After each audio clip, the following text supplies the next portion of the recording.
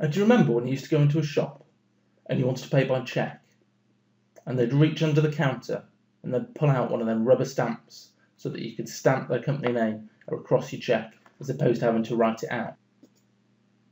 And I had an email from Deborah the other week basically asking how to do the same thing on your computer.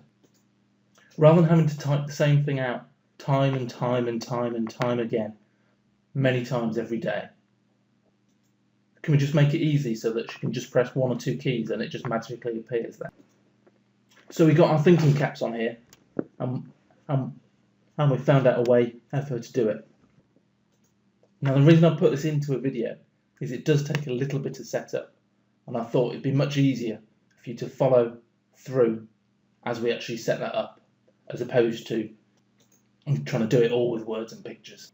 So I'm going to use Deborah's specific issue as the example, seeing as she was kind enough to ask.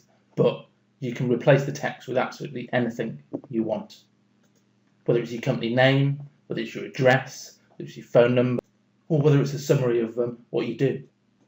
So the first thing we need to do is we need to go ahead and create that standard text. So to do that, we're going to use Notepad.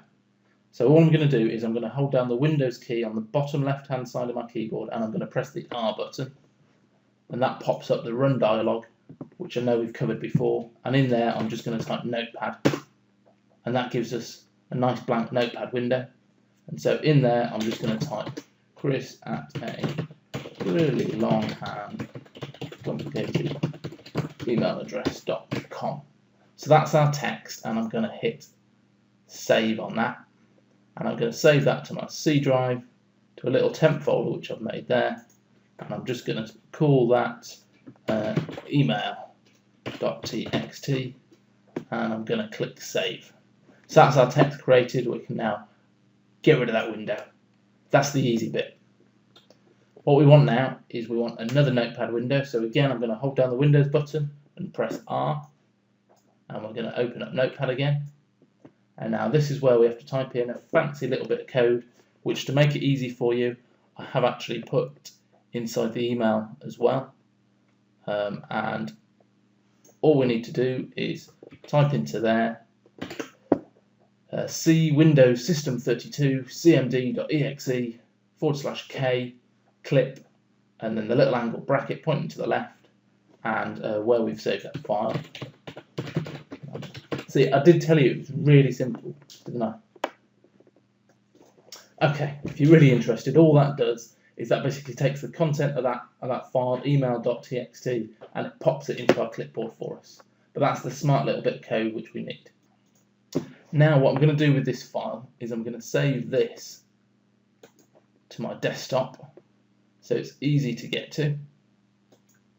And rather than a text document, I'm going to drop that down, and I'm going to click on all files, and then I'm going to call it copy email.bat.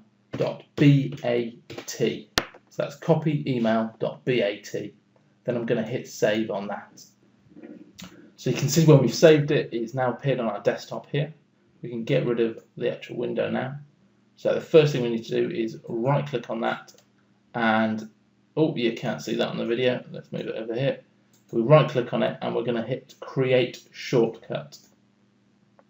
This is where the smart stuff happens now.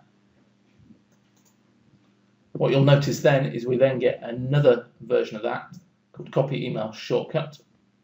So what we want to do on that, if I move it over here again, is right click on that and click on properties. And this is the window which we're looking for now. So it tells us all about our file there. All we're interested in is this box here that says shortcut key. If we click on that and then we hold down the control button, it automatically puts control plus alt in there, and then we just press any of the keys. So I'm going to choose E on there. So you can see it now says control plus alt plus E. And what that means is when we press those three keys, it will then run this file, which, as I've already said, what's in this file then copies what's in that text file into our clipboard ready for us to paste. It sounds a bit complicated, but just trust me, it works. So we're going to hit apply on that. and then OK on that. And now I think we're ready to test it. So to start with, we'll just use a fresh Word document, a fresh Notepad window, which I'll pull this up here. So I'm going to, for ease of use, I'm just going to press paste here. You can see that that's all that's in there at the moment. I'll also do something more, not the text I want. I'm going to do that. So now it's a blank, and if I do paste, you just see it says not the text I want the whole time. Okay, so I'm going to press my shortcut key, Control, Alt, and E. And then when I click back in here and I do paste, it says the text that we put in, just like magic. So let's see that in action elsewhere, shall we? Let's just close Notepad down. We don't need to save that.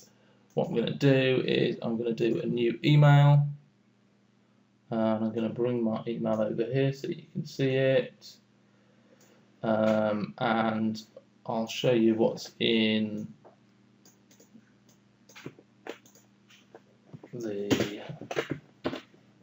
so at the moment when I hit paste, which I'm just pressing Control and V, nothing's in there. Right click and hit paste there, nothing happens. And then I'm going to press Control, Alt and E. And then I'm going to do paste again. And there we go, it's magically appeared. So you can see now, if we've got lots of different bits of text, we just create several text files with that text in, create a slightly different file, and then make different shortcut keys for it. Now I know that this is a little bit more complicated than we normally cover in my weekly emails. And because of that, I'm prepared to offer you a bit of help, if you can do something for me as well.